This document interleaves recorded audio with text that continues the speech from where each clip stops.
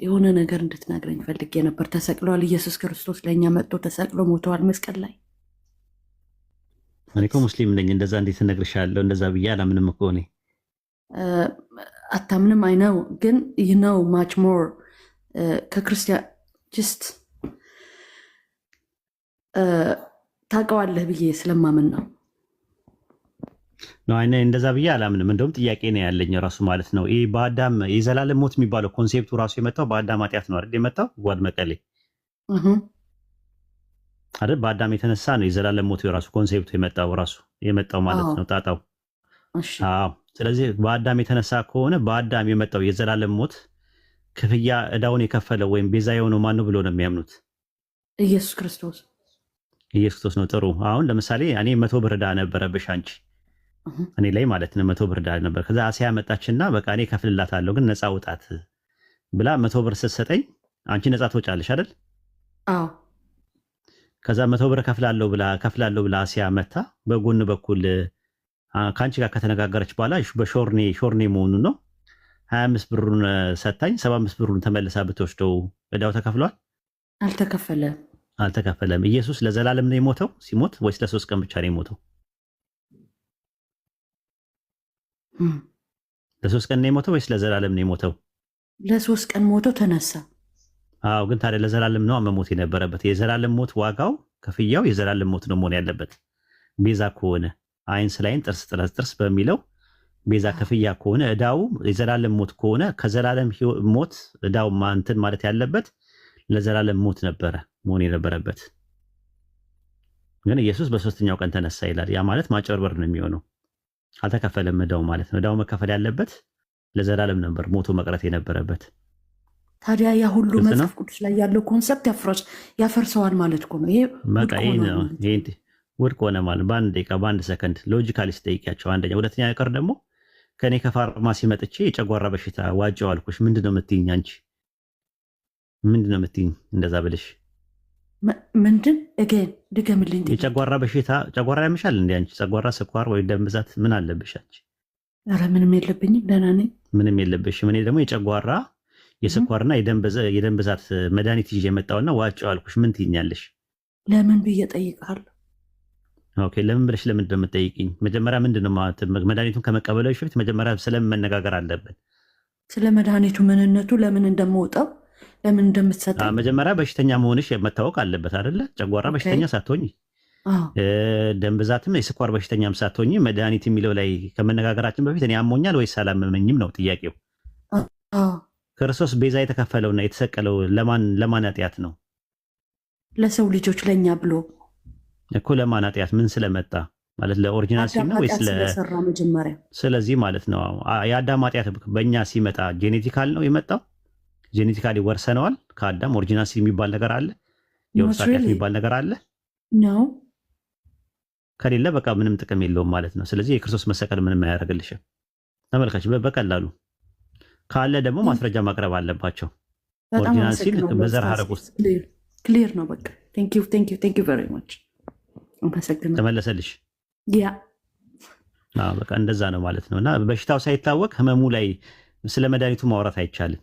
መጀመሪያ በሽታው መታወቅ አለበት። አንድ ሰው ስኳር ህመምተኛ ነኝ እያለ የጨጓራ እንዴት ተሰጨዋለሽ? ህመሙን መታወቅ አለበት። ስለዚህ አሁን ህመሙ ምንድነው? ኦሪጂናል ሲን ነው። ኦሪጂናል ሲን ማለት የውርስ ኃጢአት ነው። ኃጢአት ኔቸር ነው ወይስ ነርቸር ነው ብለሽ ጠይቂያቸው። ግልጽ ያልሆነልሽን አብራርሻል። ኔቸር ነው ወይስ ነርቸር ነው ኃጢአት?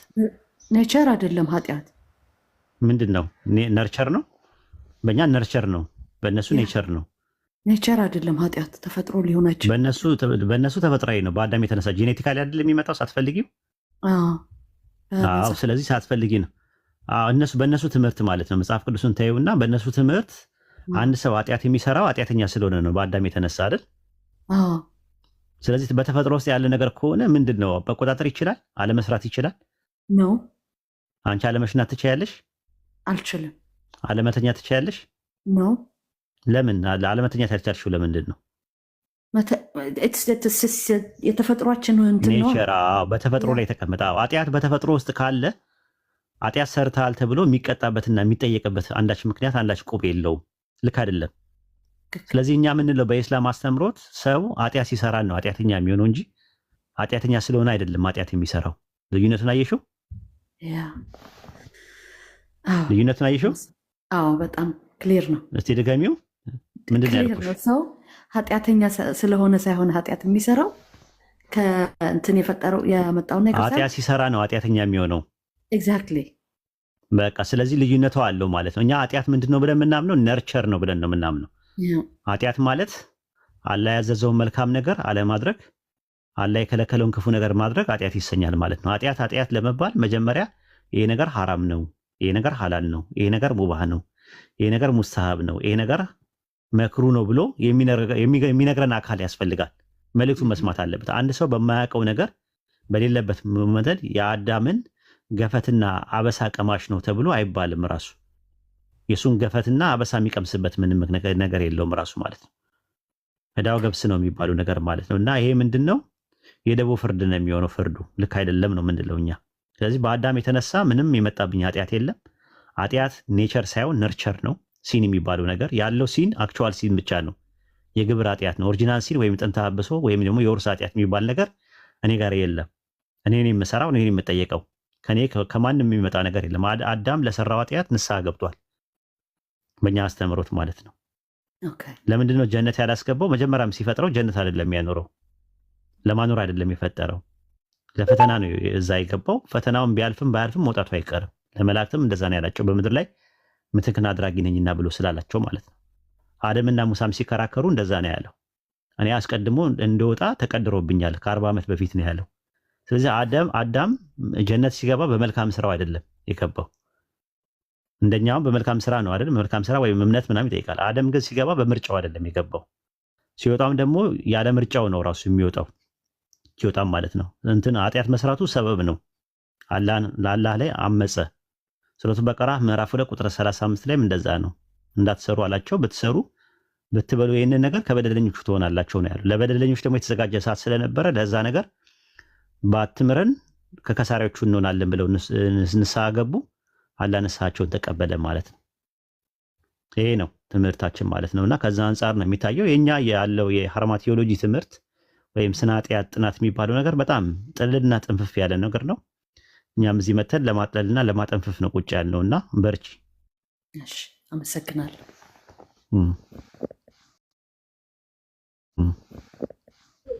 ኡስታዝ ግን የአሁኑ ነገር ላይ አዳምና ሔዋን የሰሩት ኃጢአት በራሱ ነርቸር ነው አይደል? ማለት አላህ Subhanahu Wa Ta'ala አታድርጉ ያላቸውን ነገር በማድረግ ነው አይደል? ያ በቂ ማስረጃ ሊሆነን አይችልም። ኃጢአት ኔቸር ስላለመሆኑና ነርቸር ስለመሆኑ ሲቀጥል ደግሞ ለአዳምና ለሔዋን ሲሆን ኔቸር ሆኖ አድርግ አታድርግ ተብሎ የመጣ ኃጢአት ሆኖ ለኛ ሲሆን ደግሞ ኔቸራሊ የሚሰጠን ከሆነ ይሄ ራሱ ፍትህን ማጓደል አይሆንም ወይ? ፈጣሪን መሳደብ አይሆንም ወይ?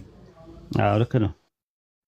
እንደዛ ነው። ሱረቱል አሕዛብ ምዕራፍ 33 ቁጥር 33 ላይ እንደዛ ነው። በእርሱ በተሳሳታችሁበት ነገር በእናንተ ላይ ኃጢአት የለባችሁም፣ ነገር ግን ልባችሁ አውቆ በሰሩት ኃጢአት ይሆንባችኋል አለ። አላህ ማሪና አዛኝ ነው ብሎ ነው የሚያስቀምጠው ማለት ነው። ራሱ ሲጀመር ጀምሮ እኮ ኃጢአት የሚለው የግዕዝ ቃል ሀጣ ነው ከሚለው ራሱ ኢላማን ሳተ ነው፣ አመፀ ነው ራሱ። እና ኢላማን መሳት ማመፅ ማለት ነው ራሱ። ኸት የሚለው የዕብራይስጥ ቃልም እንደዛ ነው። ኸታ ከሚል ቃል ነው የመጣው። ኢላማን ሳተ ብሎ ነው ያስቀምጠው። በግሪክም እንደዛ ነው። ቬሎ ያኻቲ ይለዋል ራሱ። በግሪክ ደግሞ ስትመጣ ሃርማቲዮሎጂ ይባላል ማለት ነው። ሃርማቲያ ማለት ምንድን ነው? ግሪክ ወይኔ ላይ ኢላማን መሳት ማለት ነው ራሱ። ሃርማታኖ ከሚል ቃል ነው የመጣው። ሮሜ ምዕራፍ 3 ቁጥር 20 ላይ ኃጢአት በህግ ይታወቃልና አለ። ህጉ ለአንተ አልተሰጠህም። ዛፉን አትብሉ የሚለው ትእዛዝ የመጣው ለአዳምና ለሔዋን ለአንተ አይሰጥም። አንተን የሚመለከት አይደለም። አንተን የሚመለከት ከሆነ አሁን ዛፉ መኖር ነበረበት። አንድ ሁለተኛ ነገር ደግሞ ውርስ ከመጣም የሆነ እንደ ፍየል የቅጠል የመብላት አባዜ ይጸናወተን ነበር ራሱ። እንደዛ አይደለም። ሮሜ ምዕራፍ 5 ቁጥር 13 ላይ እንደዛ ነው። ነገር ግን ህግ በሌለበት ኃጢአት አይቆጠርም ይላል። አንደኛ ቆሮንቶስ ምዕራፍ 15 ቁጥር 56 ላይ የሞት ሞጊያ ኃጢአት ነው፣ የኃጢአትም ኃይል ህግ ነው ይላል። ህግ ከሌለ ይሄ ነገር አድርግ ይሄ ነገር አታድርግ ከሌለ ኃጢአት የሚባል ነገር የለም። ያዕቆብ ምዕራፍ 4 ቁጥር 17 ላይም እንደዛ ነው። እንግዲህ በጎ ነገር ለማድረግ አውቆ ለማይሰራ ሰው ኃጢአት ነው ይላል። ተነግሮ በጎ ነገር አውቆ መጀመሪያ ማወቅ ይጠበቅብሃል። ሮሜ ምዕራፍ 7 ቁጥር 7 ላይ እንግዲያስ ምን ላለን? ህግ ኃጢአት ነውን? አይደለም። በህግ ባይሆን ኖሮ ኃጢአትን ባላወቅኩኝ ነበር አለ። ኃጢአት በህግ ይታወቃል። ስለዚህ ህግ የሚባለው ነገር መጥቶ አንተ ለአቅመ ሐዋና ለአቅመ አደም ያልደረሱ ህፃናትን ኃጢአት የሚባል ነገር ወርሰዋል የሚባለው ነገር የለም። ራሱ ህጉ አያውቁትም፣ ራሱ አልተነገራቸውም። እነሱ ብቻ አይደሉም። ራሱ ካደገ በኋላ ትልቅ ሰው ከሆነ በኋላ ሪሳላ ያልደረሰው ሰው አይቀጣም። በሱረቱ ኢስራ ምዕራፍ 17 ቁጥር 15 ላይ መልእክተኛ እስከምልክ ድረስ የምንቀጣ አይደለም ይላል። ስለዚህ አላህ ያንን ነገር ሲያደርገው ኃጢአት የሚባለውን ነገር ሱረቱ በቀራ ምዕራፍ 2 ቁጥር 35 ላይ ሲናገር አደም ወይ አንተም ከነሚስትህ በገነት ተቀመጥ፣ ከዛም በፈለጋችሁ ስፍራ በሰፊው ተመገቡ፣ ግን ይህችን ዛፍ አትቅረቡ፣ ከበደለኞች ትሆናላችሁ አለችው ይላል። አትቅረቡ ያላቸው ዛፉን ከበሉ ቅጣቱ በደለኛ እንደሚሆኑ ስለሚያውቅ ነው። አላህ በደለኞችን ደግሞ አሳማሚ ቅጣት እንደሚያዘጋጅ ሱረቱ ፉርቃን ምዕራፍ 25 ቁጥር 37 ላይ ለበደለኞች አሳማሚ ቅጣት አዘጋጅተናል ይላል። ሱረቱ ካፍ ምዕራፍ 18 ቁጥር 29 ላይ እኛ ለበደለኞች የከበበች የሆነች እሳት አዘጋጅተናል አለ። ሱረቱ አዕራፍ ምዕራፍ 7 ቁጥር 41 ላይ ብትመለከተው ለእነርሱ ከገሃነም እሳት በስራቸው ምንጣፍ ያለባቸው ሲሆን እነዚህ ለበደለኞችን እንቀጣበታለን አለ። ስለዚህ ከበደለኞች ትሆናላችሁ ሲላችሁ ይቀጣሉ ማለት ነው። ከዛ ምን አደረጉ? ሱረቱ አዕራፍ ምዕራፍ 7 ቁጥር 23 ላይ ጌታችን ሆይ ነፍሶቻችንን በደልን፣ ለእኛ ባትምረን ባታዝንልን በእርግጥ ከከሳሪዎቹ እንሆናለን ብለዋሉ ይላል።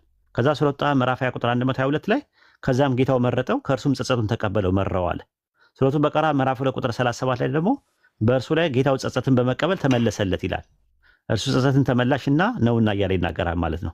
ከዛ በኋላስ ወደኛ የመጣ ነገር አለ ወይ? የለም። በሱረቱ ኢስራ ምዕራፍ 17 ቁጥር 15 ላይ ተሸካሚ ነፍስ የሌላውን ኃጢአት አትሸከምም፣ ጭራሹኑ መልእክተኛ ሳይላክ ማንም ሰው የሚቀጣ የለም ብሎ ነው ያስቀመጠው ቁርአን። የሚገርም ትምህርት ነው።